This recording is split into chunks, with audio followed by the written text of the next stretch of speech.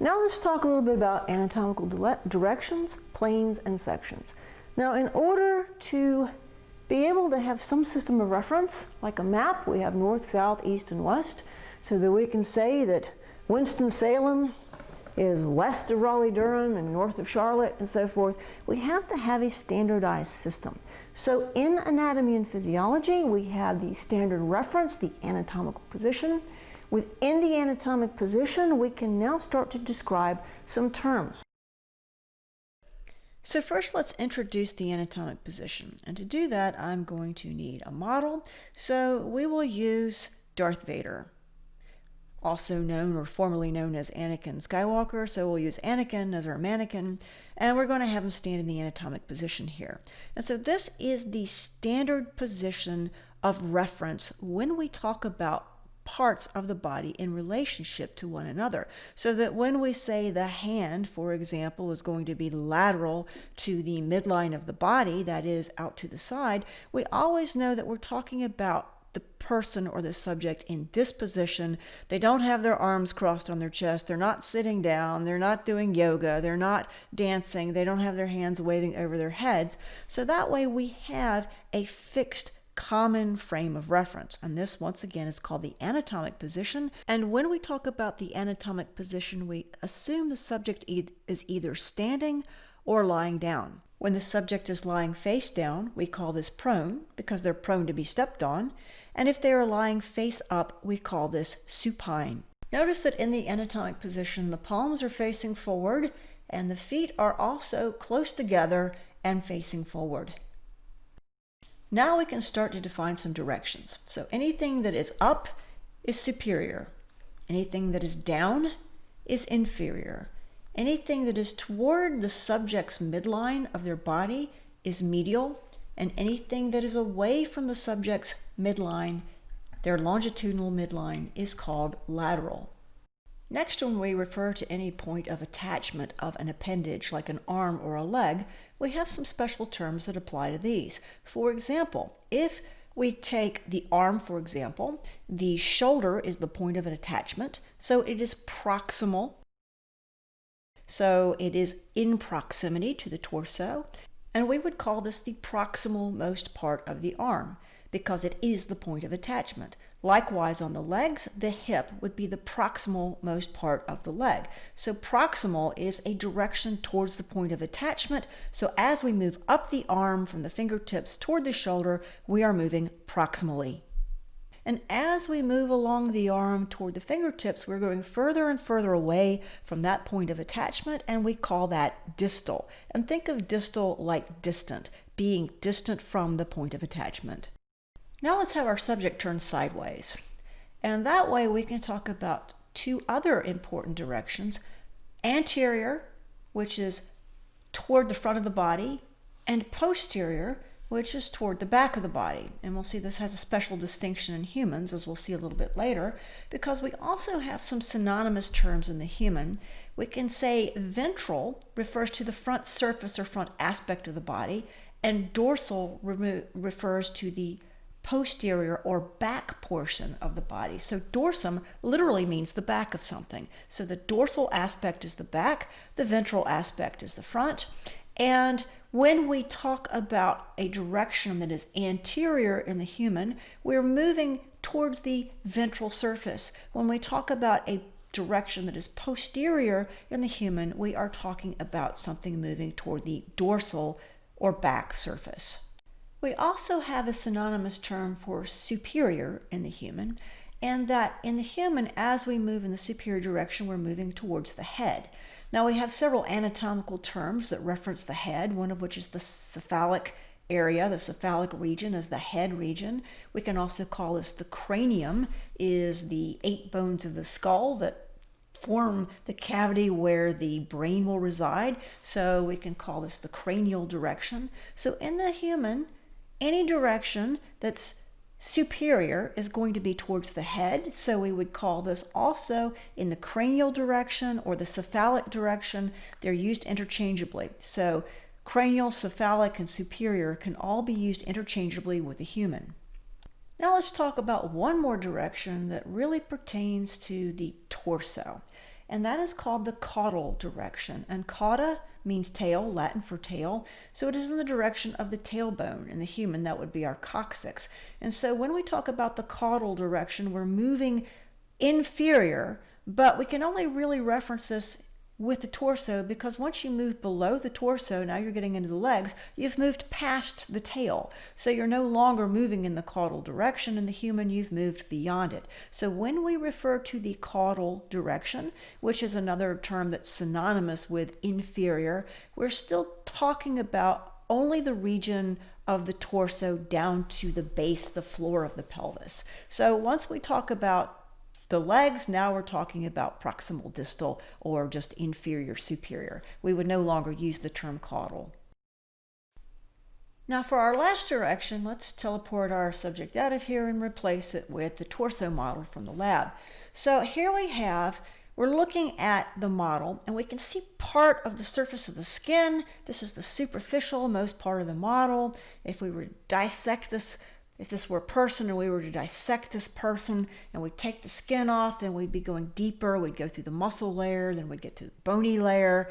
You can see here part of the vertebral column, and then we can take part of that away. You can see the spinal cord.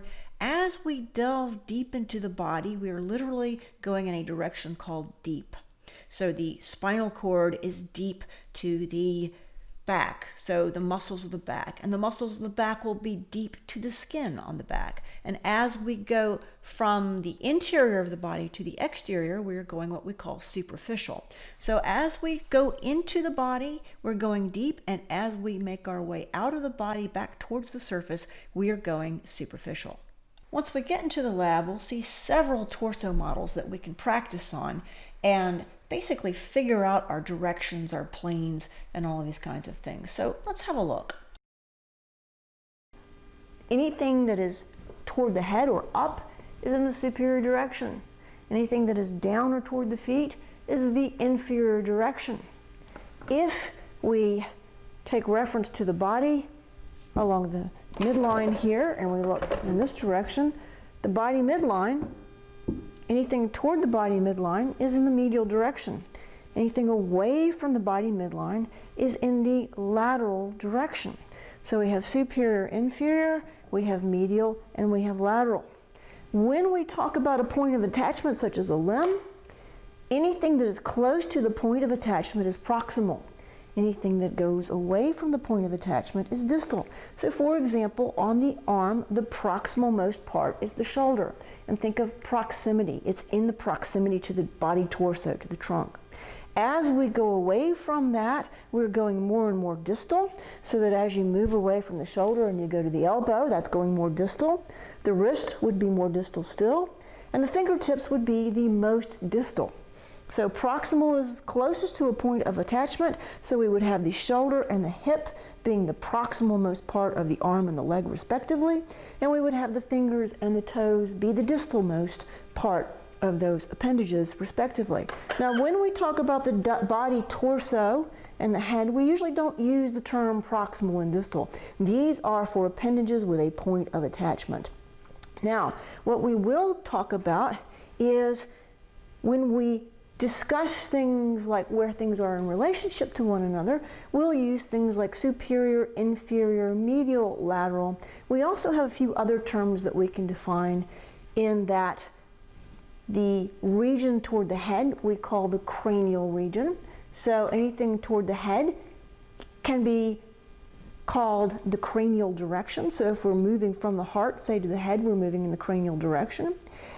Likewise, if we look at the body, we see that we have a tail as well. And so for the human body, the tail would be considered the coccyx. And the coccyx is the lowermost part of the vertebral column. It's down here. So the tail is called the cauda, which is Latin for tail. And so if we are moving along the torso toward the tail, then we are moving in the caudal direction. Now notice once we get past here, we can't move in the caudal direction anymore because we've already gone past the tail. So the moving toward the tail is in the caudal direction, moving toward the cranium or the head is in the cranial direction. We can also describe on the human body surfaces The dorsal surface is the back part of the body. The ventral surface is the front part of the body. We can also define directions toward the back and toward the front. So in the human, we would have a dorsum, which is the back. So anything that's dorsal is on the back posterior aspect, and anything that's on the front would be on the ventral aspect of the body. So notice I use the term posterior. Posterior is the direction towards the back. So a direction away from the midline of the body going this way. So in the human, the posterior surface and the dorsal surface are synonymous. If you go posteriorly, you're going towards the back, and that means you're going toward the dorsal surface. Likewise, if you go anteriorly, which is towards the front, in the human, you're also going in the ventral direction. Now consider for a moment another animal that's a four-legged animal, and you think of something like a cat.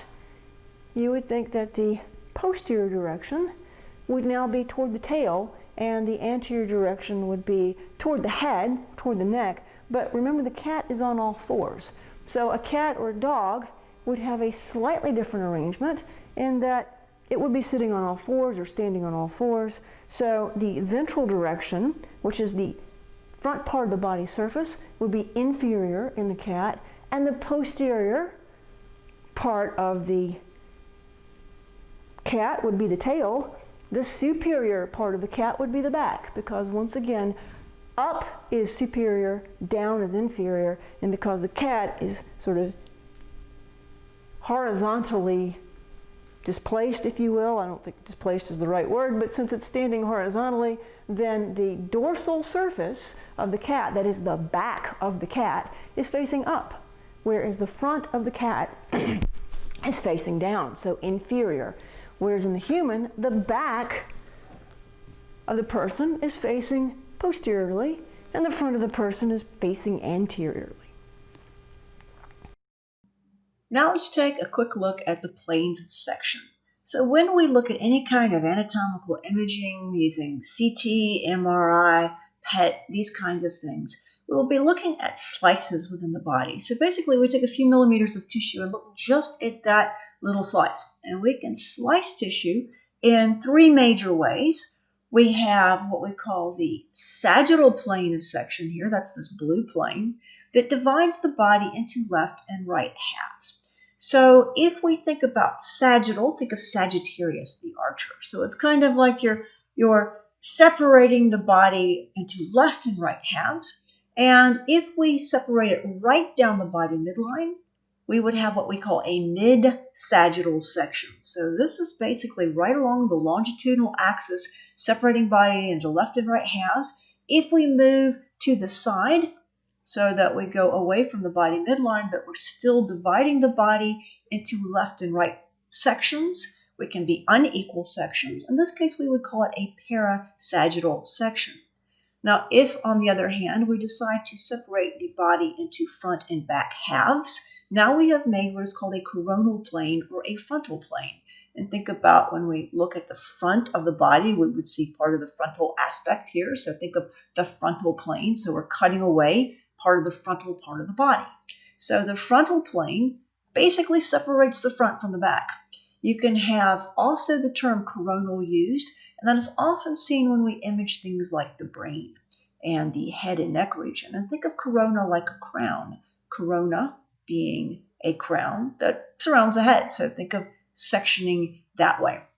Now we can also have the transverse section, and that's this green plane right here, and that's what you're separating the body into upper and lower halves. We could do a transverse section across here and take some tissue out of the neck, or we could do a transverse section of the head. It does not matter where we slice, anywhere along here. As long as we're dividing the body into upper and lower parts, we are making a transverse section. Now notice we've made a transverse section in this illustration right across the top of the pelvis, or the top of the hips here. So we would expect to see the pelvic bones here. We would expect to see part of the large intestine, the rectum, these kinds of things. And we also see parts of the arm here. We see part of the forearm because we have cut the body in such a way that we've cut through the hip region, and we also have cut through the arm region. So when we cut through the body, let's say we did a transverse section across the legs here, the lower legs, we would actually expect to see two sort of circular shapes containing the structures within the lower leg. So say the tibia and the fibula and a lot of the muscles of the lower leg, like the tibialis anterior, the soleus gastrocnemius, the fibularis, and so forth, which are all muscles we'll study later on. But we would expect to see, for example, if we made a transverse section across the shoulder region, we would expect to see the upper torso and the upper arms here. So you can section the body just like sectioning a sausage. You can think of that in the transverse plane. Now, when we look, for example, let's go back to our sagittal plane here, and let's look at our mid-sagittal section. This is where we have sliced right directly through the body. And notice that because we're mid-sagittal, we have not captured any part of the leg because we're right on that midline, and the leg would be on either side of the mid-sagittal plane. Now, if we move parasagittally, we would actually capture part of the leg. And depending on where we took the section, we might capture the entire leg all the way down to the bottom of the foot. So it just depends on where we take the section.